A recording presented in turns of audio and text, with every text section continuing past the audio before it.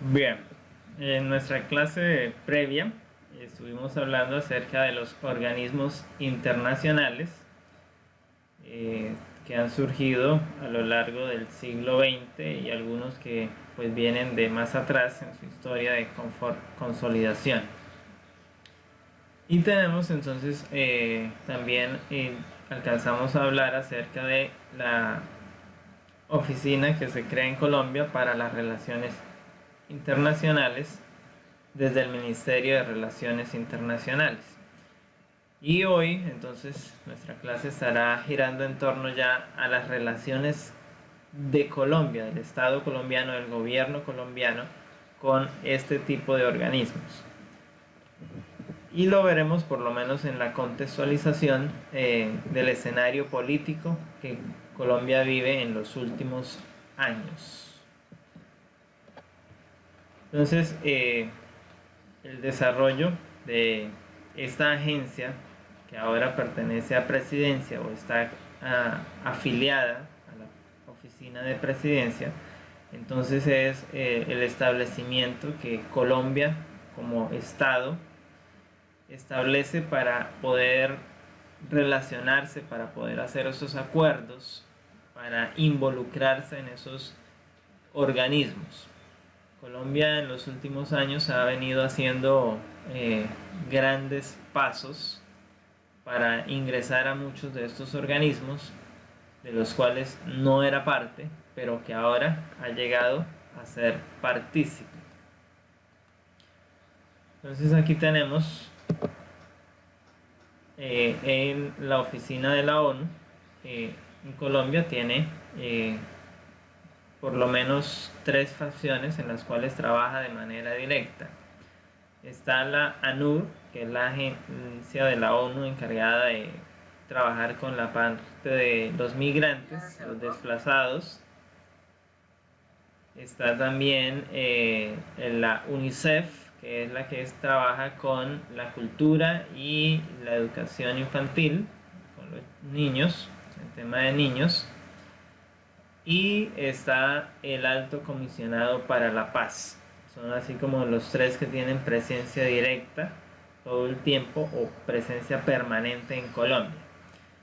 Y vemos en la fotografía entonces a nuestro presidente, el mandatario colombiano, Iván Duque,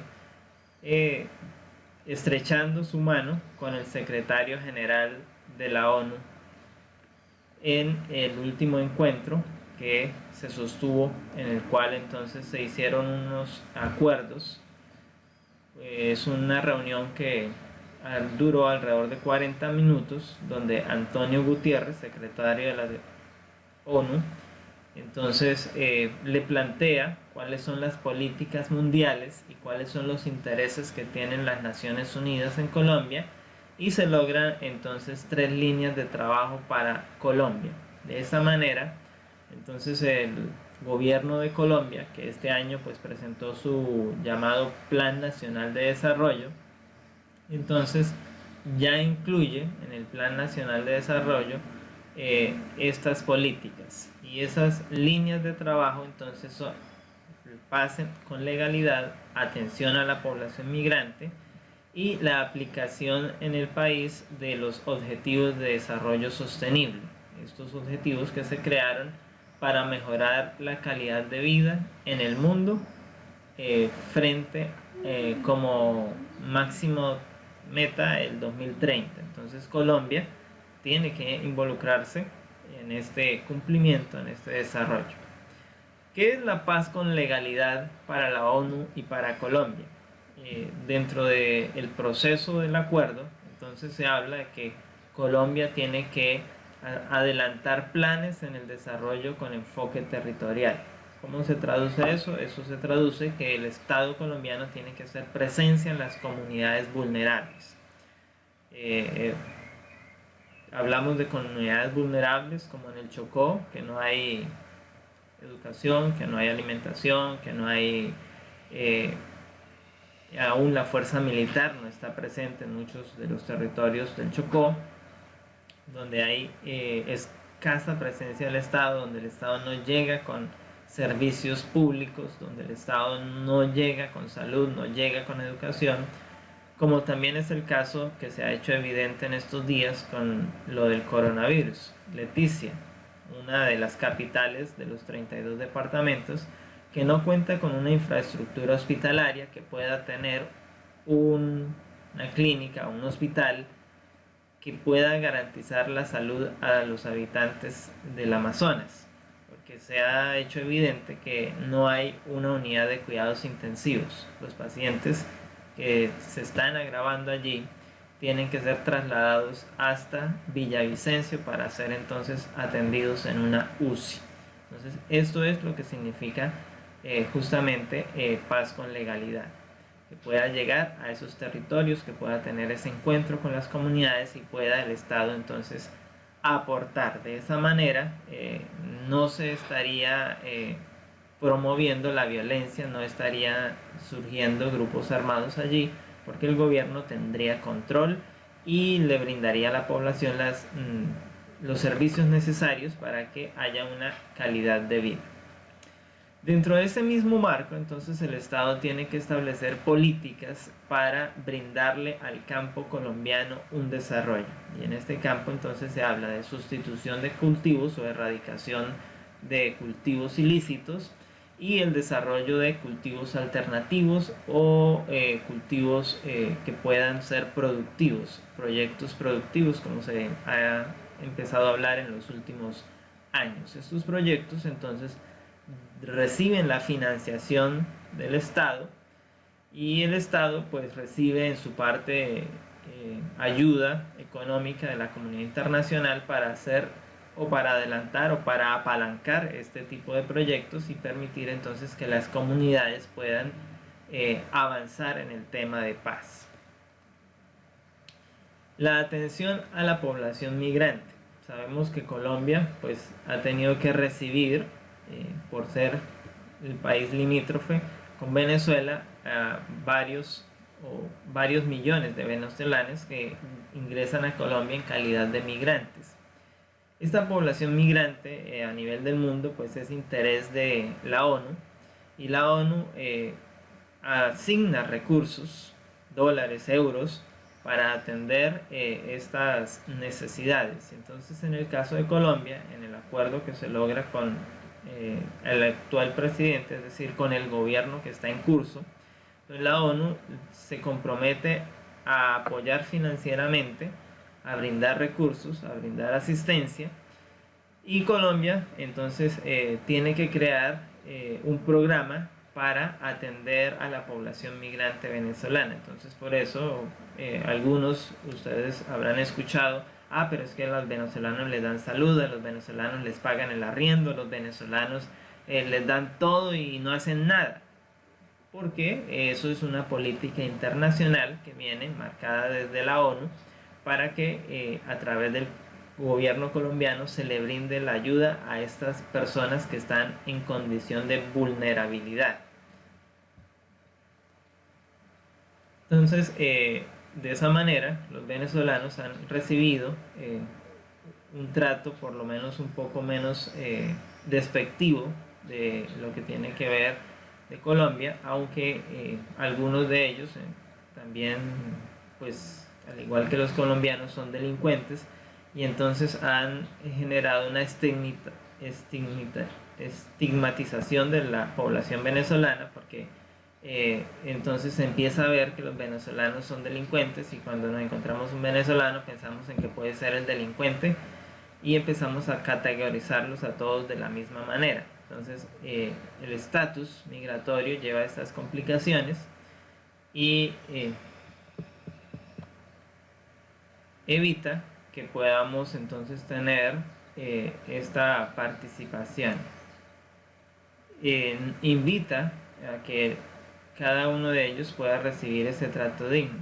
De hecho, pues ahora, en el tema de la pandemia, se ha buscado de que exista la forma para que los que quieren regresar a territorio venezolano lo puedan hacer, y el Estado colombiano pues está sufragando esos costos. Obviamente el Estado colombiano saca recursos de las partidas internacionales que ha recibido para atender a la población venezolana. Sin embargo, en algunos casos el gobierno no lo está haciendo, porque al igual que como ocurre con las ayudas propias en Colombia, terminan en el bolsillo equivocado por algo que se llama corrupción.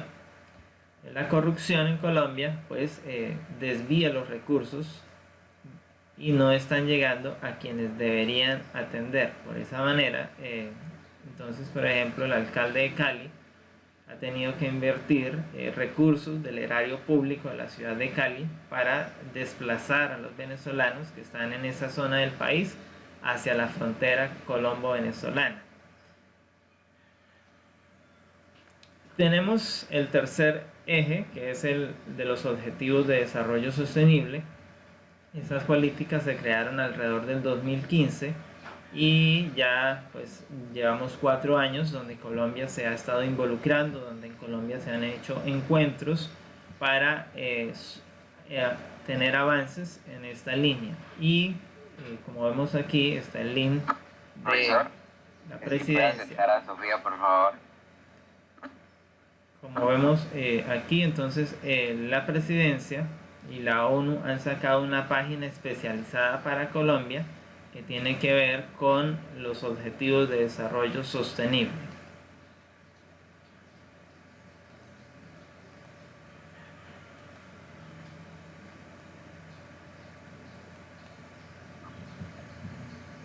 En 2018 se llevó a cabo en Colombia el encuentro de semilleros de investigación, que lo que planteaba entonces era integrar toda la parte de las investigaciones, la parte académica y el desarrollo tecnológico, a alinearlo justamente con estas políticas. Entonces el pacto, el plan nacional que se ha establecido en Colombia por el gobierno, el plan que recibe el nombre como Pacto por Colombia o Pacto por la Equidad, ya tiene estos componentes del Plan Nacional de Desarrollo y incluye entonces en sus diferentes ejes los 17 objetivos de desarrollo sostenible, de manera que para el 2030 se espera que Colombia tenga grandes avances en estas políticas y podamos entonces los colombianos gozar de una mejor calidad de vida, porque eso es lo que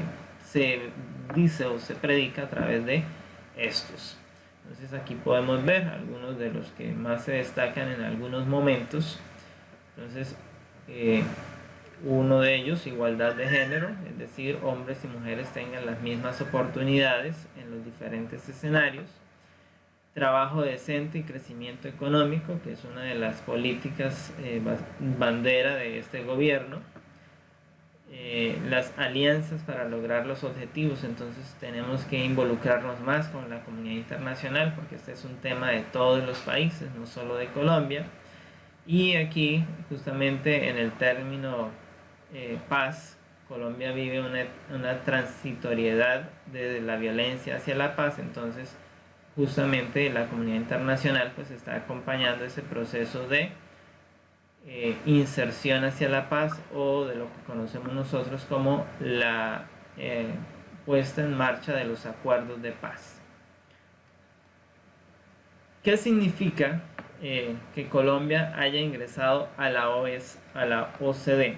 En el gobierno de Santos, Colombia logró cumplir con los requerimientos que ese organismo internacional le exigía para ser parte de este, y entonces a partir de allí se ha hecho evidente ya en el gobierno de Duque que Colombia es parte de este organismo y que puede participar en la toma de decisiones del mismo. Entonces la OECD es ese organismo que involucra a Colombia. Inicialmente estaba por fuera, ha ingresado, fue el país número 37 en ingresar, porque esta semana justamente Costa Rica ha llegado a ingresar a la OECD también, porque ha terminado su proceso de ingreso. Entonces son 38 países los que quedan allí.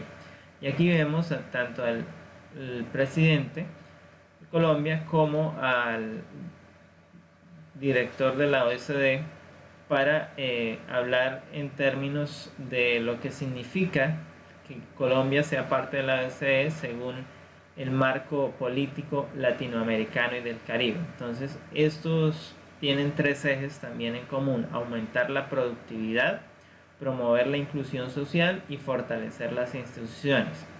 ¿Qué es la productividad? Pues que hay que invertir en el campo. Y es algo que desde varios organismos internacionales se viene haciendo énfasis, pero que el gobierno colombiano, por lo menos en los últimos mandatos, no ha hecho alineación con esto. Pero ahora, con el tema de la pandemia, el COVID-19, pues se ha hecho evidente que hay que hacer inversión en el campo, que hay que mejorar nuestras líneas de producción, porque en determinados momentos vamos a requerir de que éstas estén fuertes. El COVID-19 puede ser solo la primera pandemia que afecte al mundo en el siglo XXI, y entonces tenemos que prepararnos para la siguiente, que puede venir dentro de 5, 10, 20, 30, 50, o tal vez no llegue en el 2020, en el siglo XXI, pero igual tenemos que hacer frente a esas políticas globales que se están enmarcando. Promover la inclusión social, es decir, que todos los grupos, por minoritarios que sean, estén tenidos en cuenta en la toma de decisiones a nivel nacional. Fortalecer las instituciones, que la Fiscalía, que la Contraloría, que la misma JEP, que la Corte Constitucional puedan ser instituciones estables, que tengan sus propias políticas y sus propios procesos, y buscar que no estén permeadas por la corrupción, porque la corrupción entonces no fortalece las instituciones, sino que las debilita, porque las somete y colapsa muchas de esas investigaciones.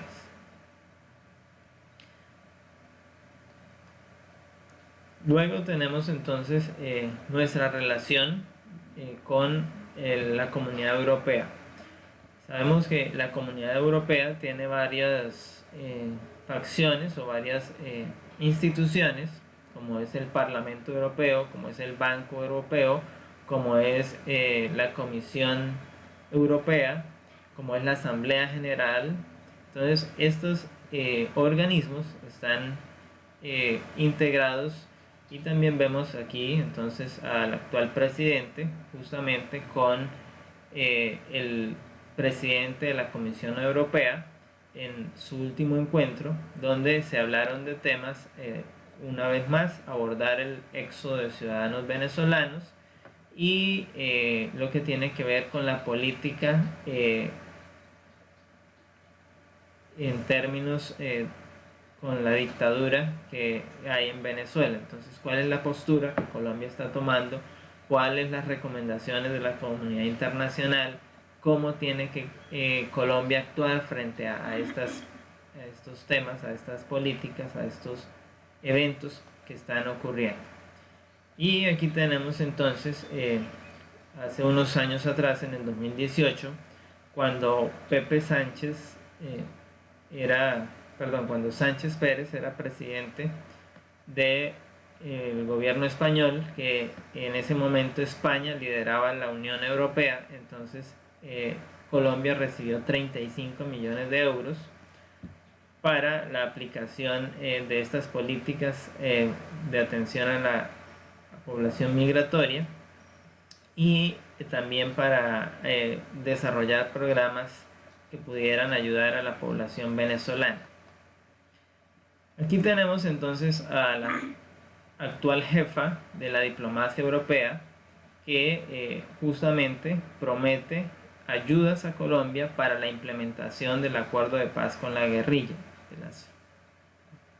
De esa manera entonces Colombia está recibiendo recursos de la comunidad internacional a través de estos organismos para implementar la paz. Sin embargo, en lo que vemos en el acontecer nacional, el gobierno, que es un gobierno de derecha y más alineado a la extrema derecha, es reticente o le hace bastante contrapeso al mismo acuerdo y no ha hecho los avances que se debieran haber logrado ya a esta altura de esos acuerdos. Por lo tanto, entonces tenemos que hay asesinatos de miembros de las FARC en diferentes lugares de Colombia, de estos que se han desmovilizado. Tenemos incursiones inclusive dentro de los mismos campamentos que se establecieron para la transitoriedad de los grupos de los insurgentes que dejaron las armas para pasar a la población civil. Entonces está allí. Para este tema, Colombia recibió 4.5 millones de dólares para la Comisión de la Verdad, para hacer las investigaciones y saber qué es lo que ha pasado realmente en el conflicto armado colombiano. Se recibieron 3.5 millones de dólares. Nos quedan 10 minutos, recuerde, podemos reconectarnos. Se recibieron 3.5 millones de dólares para la búsqueda de personas desaparecidas, porque hay muchos que hace 30, 20 o menos fueron víctimas y sus familiares hoy los siguen buscando. Entonces se ha asignado estas partidas de recursos para justamente ayudar a Colombia a llegar finalmente entonces al conocimiento de la verdad, a subsanar esas heridas, a cerrar las heridas del conflicto armado y poder establecer entonces una paz que perdure. En el momento la paz en Colombia ya es en caso del acuerdo de paz con la FARC. Luego tenemos entonces con la OTAN. Recuerden que Colombia acaba de ingresar a la OTAN como un Colombia norte, por lo tanto no debería pertenecer a la OTAN. Sin embargo, la OTAN tiene miembros que le permiten presente en lugares muy convenientes para mantener la política global, para mantener el estamento de paz o de confrontación entre derecha e izquierda, entre capitalismo y socialismo. Entonces, el 31 de mayo del año pasado, el gobierno o Colombia, a través del gobierno de Duque, entonces ingresa oficialmente a ser parte de esta organización como un socio estratégico.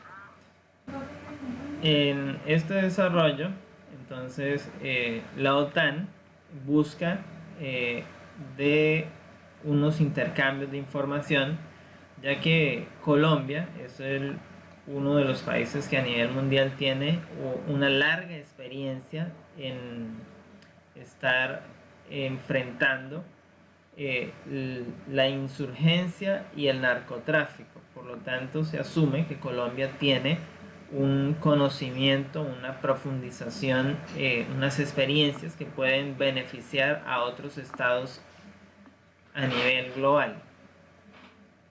Mencionábamos que la OTAN entonces busca que Colombia pueda brindarles los conocimientos que ha adquirido durante todo su proceso de lucha contra el narcotráfico y contra los movimientos insurgentes, y a su vez entonces la OTAN o los países que están alineados, que están integrando allí, le ofrecen a Colombia apoyo para acompañarle en el proceso de crecimiento, de expansión.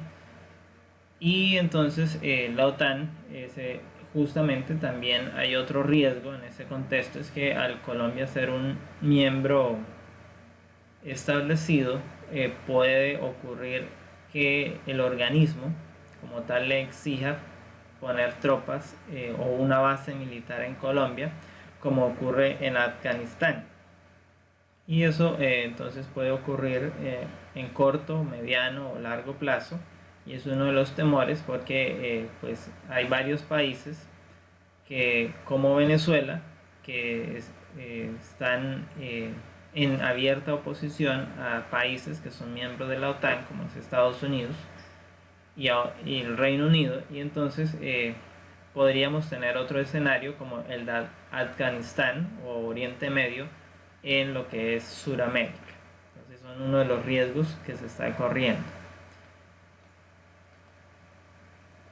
Aquí tenemos entonces con el otro organismo que Colombia mantiene bastante relaciones cercanas, que es con el Fondo Monetario Internacional. La anterior directora, Christine Lagarde, y también el anterior presidente de Colombia, pues establecieron unos acuerdos en el cual el Fondo Monetario Internacional le entregaba unos recursos económicos a Colombia para adelantar unos procesos de inversión, y a su vez Colombia se alineaba con las políticas del Fondo Monetario Internacional. De esta manera entonces se establece ese interés que tiene el Fondo Monetario Internacional en Colombia, y que es Colombia la puerta de entrada pues a la región latinoamericana, a la región sur del continente, y entonces por eso es importante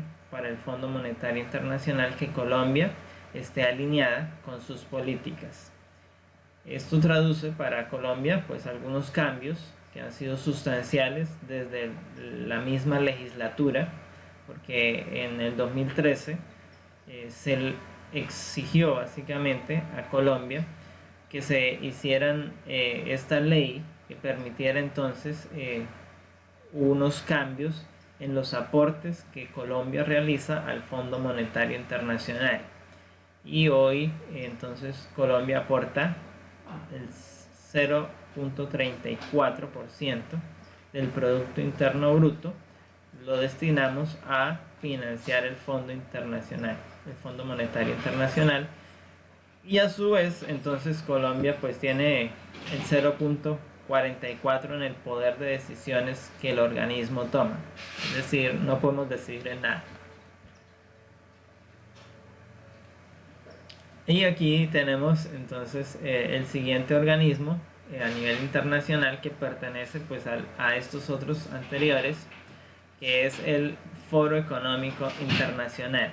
El año pasado se desarrolló la política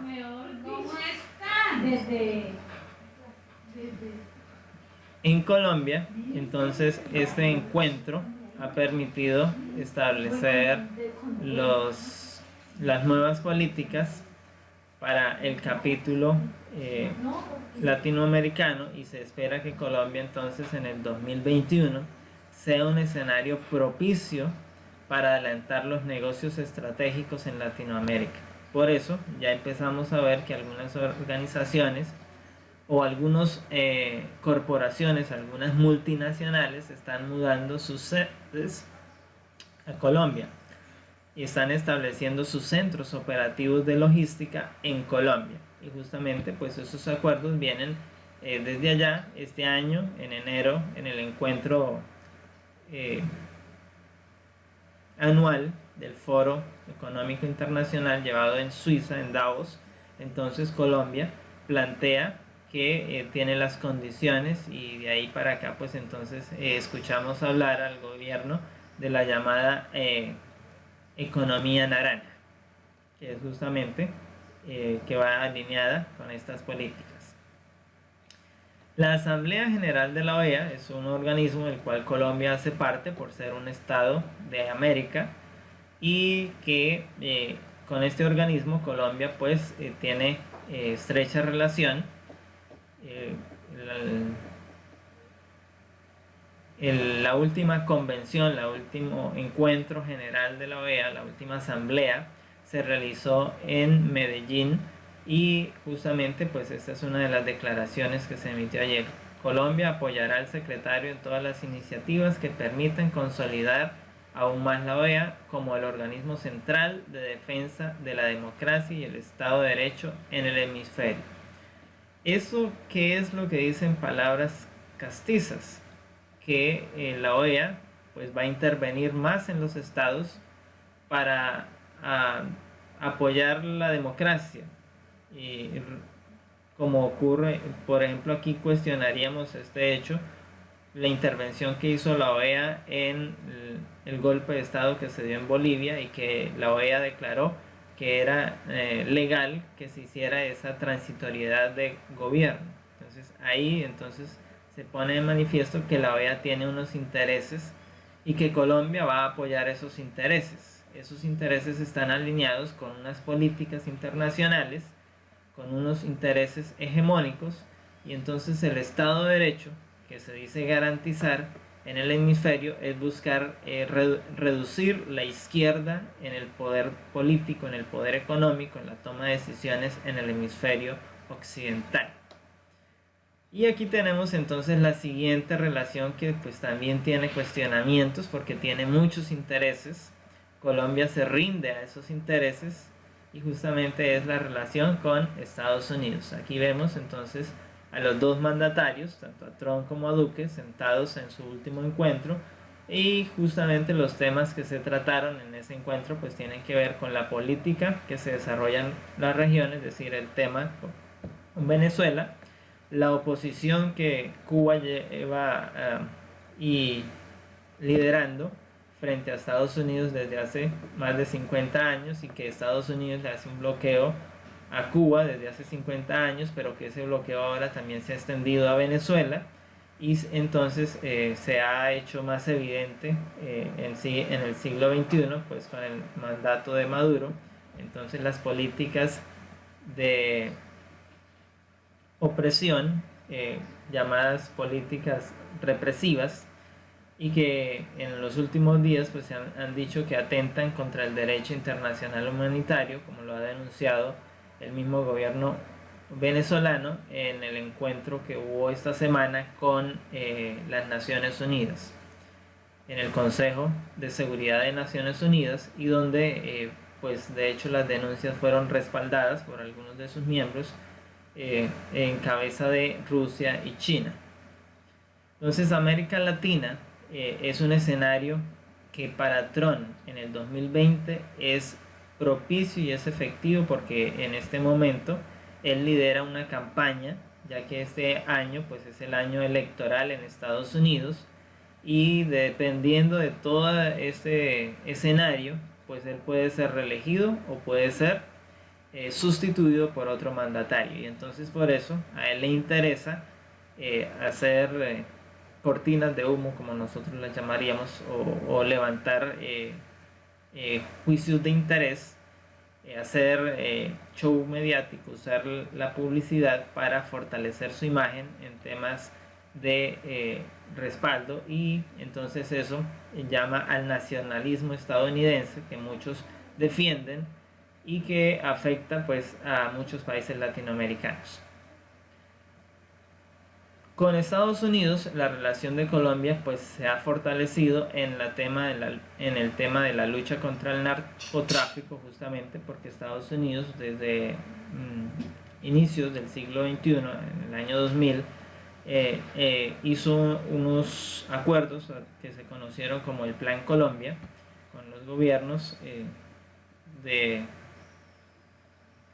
allí, y entonces esto ¿qué es lo que hacía Estados Unidos? Estados Unidos pues proporciona recursos estratégicos y recursos financieros para apalancar la lucha que el Estado colombiano hace o lleva con los grupos insurgentes, y especialmente con las bandas delincuenciales que están involucradas con el narcotráfico. De esta manera Estados Unidos busca reducir el flujo de narcóticos hacia Estados Unidos y hacia otros lugares, pero vemos que esto no está surgiendo efecto, por más que ha llevado.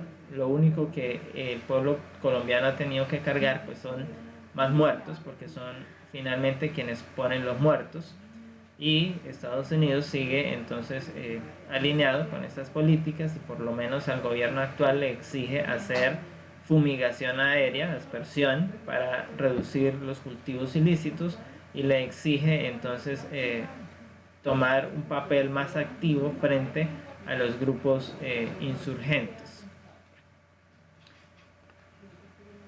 ¿Cuál es la relación que Colombia tiene con todos estos organismos frente a la situación que se está viviendo actualmente. Entonces, frente a esto, tema de la pandemia de COVID-19, entonces con la OEA, por ejemplo, con la Comunidad Europea, la Comunidad Europea le ha garantizado ayuda financiera a los países socios, y pues en parte Colombia es un socio estratégico de la comunidad internacional de la Unión Europea, y entonces pues puede recibir esa financiación también. El Fondo Monetario Internacional pues le tiene una línea de crédito abierta a Colombia que justamente el gobierno de Duque ha pedido renovar y que se pueda aprobar alrededor de 11.000 millones de dólares para apalancar la crisis. ¿Cuál es la exigencia del Fondo Monetario Internacional? Que estos recursos se usan para financiar los bancos, es decir, que esos dineros se entregan a los bancos para que los bancos entonces lo inyecten a la economía. Esto no viene para ayudar al pueblo, viene para ayudar a las corporaciones, los intereses internacionales. Y Colombia, pues justamente la semana anterior se dio el anuncio de que ya hizo oficial ese pedido, y también el Fondo Monetario Internacional hizo oficial que está aprobado. Ya no es solo un pedido que estaba en estudio, sino que ya es una realidad, y entonces los bancos en Colombia recibirán ese flujo de dinero para inyectarlo a la economía. Esto tendrá unas consecuencias que el pueblo colombiano debe pagar a la larga. Aunque el pueblo no recibe el dinero, termina pagando las consecuencias. La embajada de Alemania entonces ha entregado unas ayudas al Estado colombiano para apalancar la lucha contra el COVID-19. Se le han entregado 80.000 pruebas para que Colombia las use. Se le ha enviado un equipo especializado de profesionales para que ayuden a fortalecer los laboratorios en la zona de frontera, especialmente en Cúcuta, para así entonces ayudar. El Estado chino ha enviado $1,5 millones de dólares para hacer frente al coronavirus. Entonces vemos en estos elementos cómo Colombia está pues recibiendo en el momento ayuda de la comunidad internacional para apalancarse y poder hacer frente a esta situación que se está viviendo en todo el mundo. Entonces, dentro del proceso que ustedes se les está proponiendo hacer como complemento a la clase, les tenemos una actividad allí que también usted pudo ver que ya estaba cargada. Es analizar este documental acerca de la deuda externa para entender cuál es el papel que juegan muchos de estos organismos internacionales frente a las políticas, y realmente a quienes benefician las políticas de estos organismos, y por qué los pueblos terminan pagando esas consecuencias sin recibir tan siquiera los afamados beneficios anunciados por estos organismos.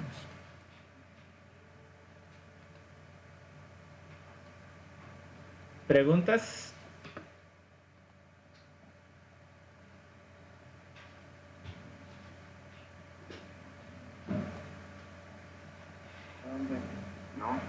No. Pues, solo queda eso, lo de la deuda y ya. Sí. Ah.